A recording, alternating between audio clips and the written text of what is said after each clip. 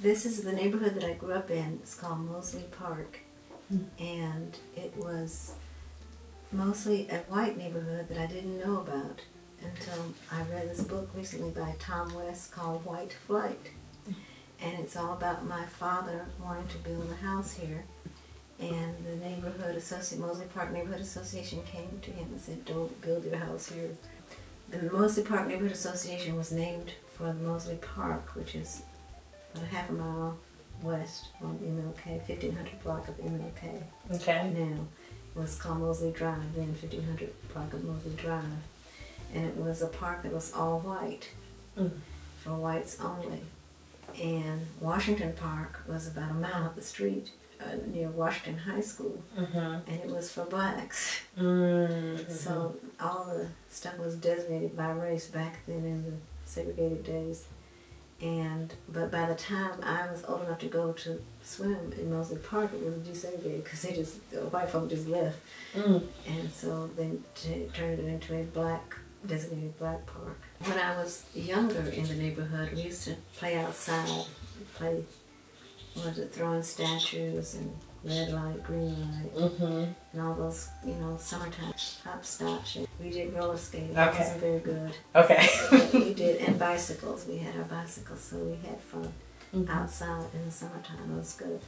But I don't remember much else beyond that, except that Alexis and I we weren't schoolmates, but we were classmates when we got to high school. She went to Frank L. Stanton Elementary School, and I went to Oglethorpe, which was the same school that my parents had gone to.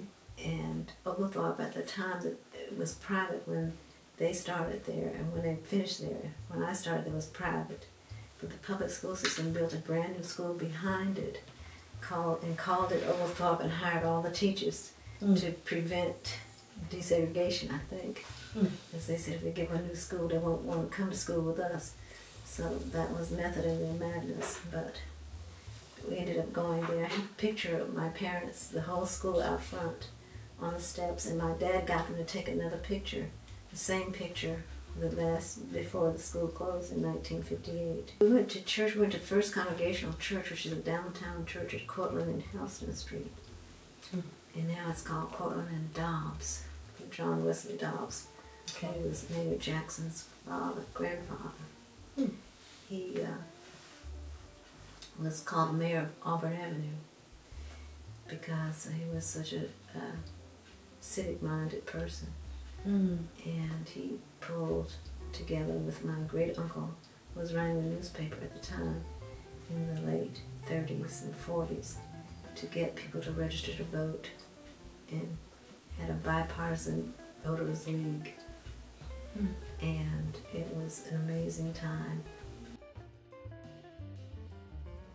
Hank Aaron lived in the house because there's a group called Atlanta Preservationists, and they've done stories about the house and that he lived there, and the history of how it was built by Dr. Kelsey, who was a physician, and then Sam Williams, who lived there, who was the head of the Community Relations Commission for the city of Atlanta, as well as running Friendship Baptist Church.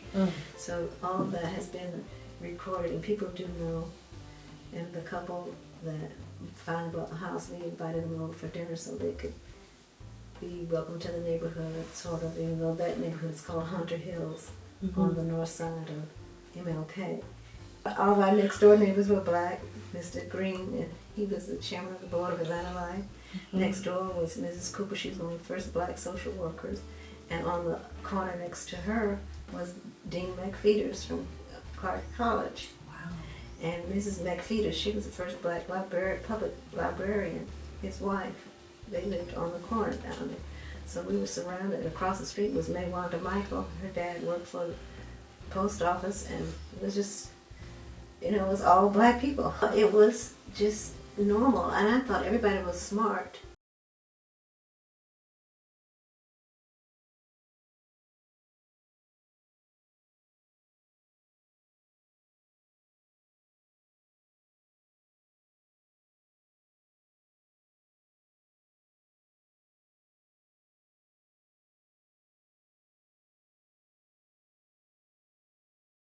they wanted something other than a graduate degree from Atlanta University, they had to go out of state, and the state paid for their tuition.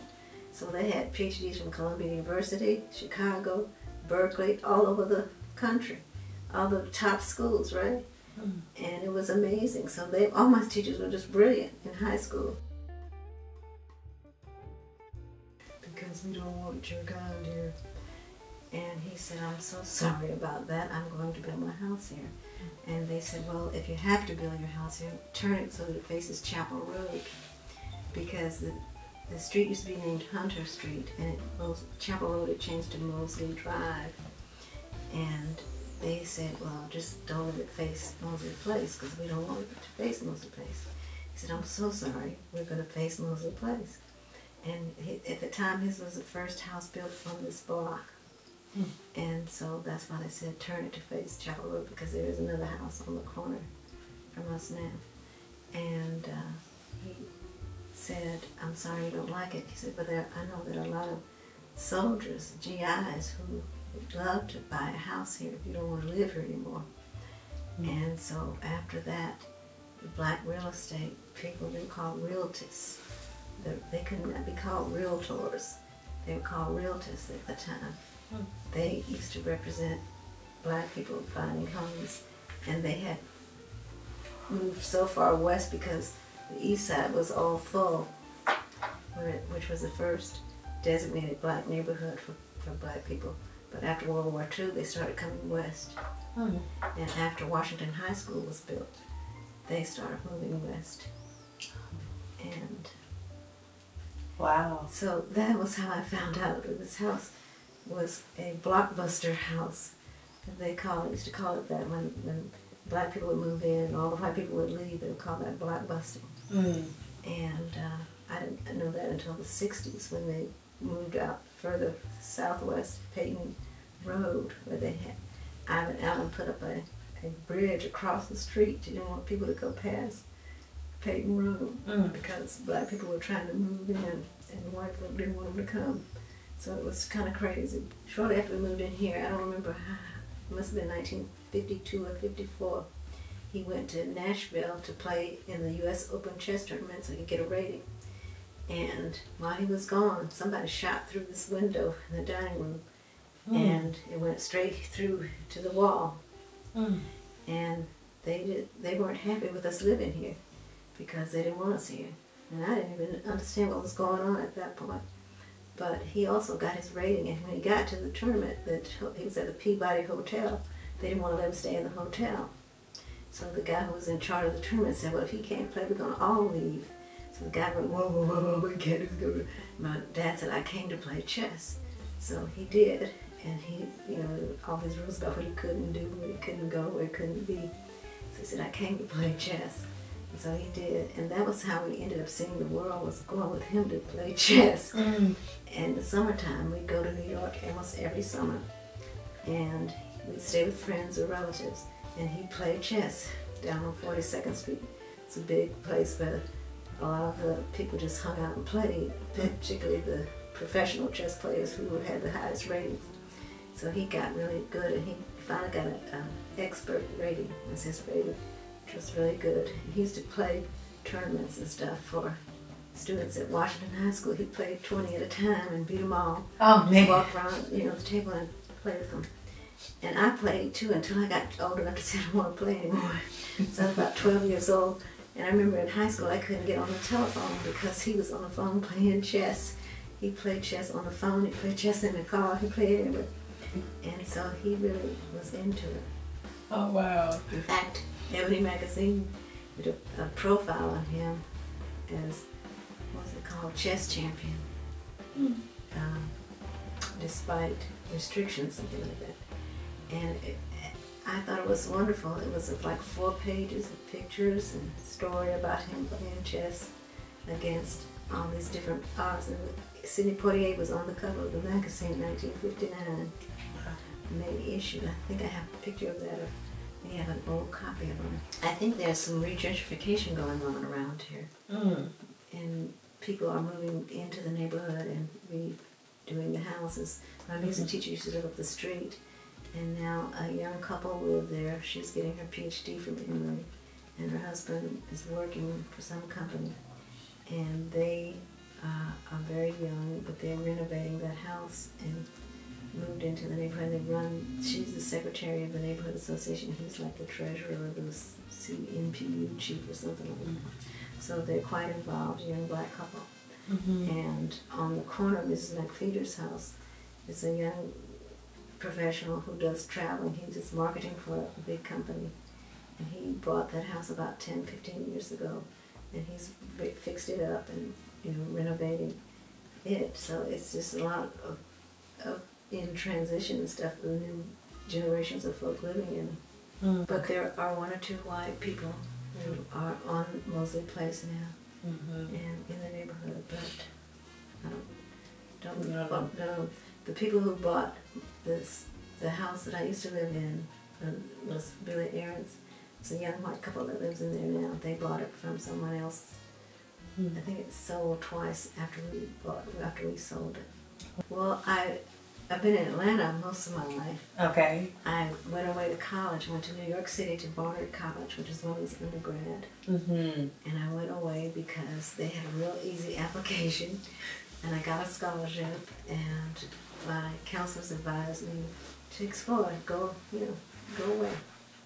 So I did, but I picked a place that I was familiar with, New York, because we'd gone up there every summer. So it was kind of in my comfort zone, even though it was super smart students. And my roommate was this young Jewish girl who was so smart. She aced her SATs and all this stuff, and I just barely hit over 1100 on mine. I was like, oh. So I didn't know what smart was until I got up there. Saw the really smart people. The thing they used to say about Barnard is that they were the rejects from Radcliffe, which was the women's college at Harvard. So anyway, that was quite an experience. I ended up dropping out after my sophomore year, getting married. I met this young guy whose sister was at Barnard. He had come up from Howard University, where he had been in school. He actually dropped out of Howard, gone to work in the civil rights movement in Lowndes County, Alabama with SNCC. And then he came back to Columbia, where his sister was, to go to the School of General Studies, which is returning to college. We met in April, we married in September. But I went to live with him in his home, which was in Milwaukee, Wisconsin. We spent one winter there, and it was so cold. We said, let's get out of here. And my son, my older son, was born there in November 7th, 1969. And shortly after he was born, I came to Atlanta for my birthday in February. So it was so cold. I think I stayed a month because I don't want to go back in that cold weather. And then my classmates graduated from Barnard in 1970, and a couple of them went to California. So I said, let's go. So we moved to San Francisco and stayed out there for a couple of years. And my then husband got ill, so he had to go home, and I had to not go with him. I had to come home to my house with my 2-year-old child. And I had to figure out what I was going to do because I didn't have my degree or anything. And I ended up coming back here to my home at 1387 Mozely Place with my parents, and they were so great. They let me come back, and I went over to Clark College because they had just started the mass communications program. And I said, let me see if I can get a job over here. And Charles Hobson was the new director they'd hired to run it. And he said, well, do you have a PhD? I said, no, I don't have a PhD. He said, that's all I need right now. I can't help you. So I said, okay, thanks a lot. And then he called me a couple of days later and said that Newsweek was looking for a new office manager for the Atlanta Bureau. Would I be interested? And I said, yeah, I'd be interested in doing that. So I went to see Alexis Herman, who went on to become the Secretary of Labor under Bill Clinton. She and her friend Paulette Norvell were the directors of the first, opening directors of the first Women's Bureau Department of the Department of Labor. And I went to see them, and they helped me get my resume together, such as it was. And because I had worked as a secretary at the Postal Street Academy in San Francisco for a couple of years. And anyway, they got me together, and I went and interview with Joe Cummings, who was the bureau chief, and he hired me. And I replaced Eleanor Clift, who had been the office manager. She'd been promoted to become a correspondent because they needed somebody to follow Jimmy Carter around because he was running for president. And she knew him, and so they gave her this opportunity to become a correspondent. And I was office manager back then. That was the old days. They typed all their stories, but all the stories had to be sent to New York on a telex machine. And I was the lucky one to retype their stories, and which was really great because I got a chance to see how to write a story and what they needed to do, blah, blah, blah. And then they give me what they call the roundup assignments, where they wanted to find out if things were trending, what a hula hoop's doing or whatever it was. And so I did those stories, and that's when I got really interested in wanting to write. But I didn't have my degree. So I said, what can I do? And then I found out about this program back at Columbia University, Scene of the Crime, it's called Michelle Clark Fellowship Program. And it was to get more people of color into newspaper and to broadcasting. And I wasn't interested in broadcast, I wanted to do newspapers, because that was my comfort zone once again.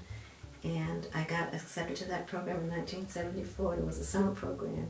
We published a weekly paper with daily deadlines, and the staff of the faculty were working members of the press. So at the time, the director for the summer program was Bob Maynard, who was editorial writer for the Washington Post. And we had Charlene Hunter Galt. She was Charlene Hunter then, then she married again. At that point, she was one of the visiting lecturers. We had Walter Stovall, who was Associated Press. He had been married to Charlene Hunter.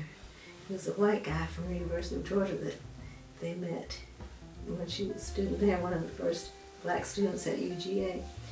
And who else on faculty? I can't remember all the names. Frank Sotomayor, who was with the Los Angeles Times, who was a copy editor.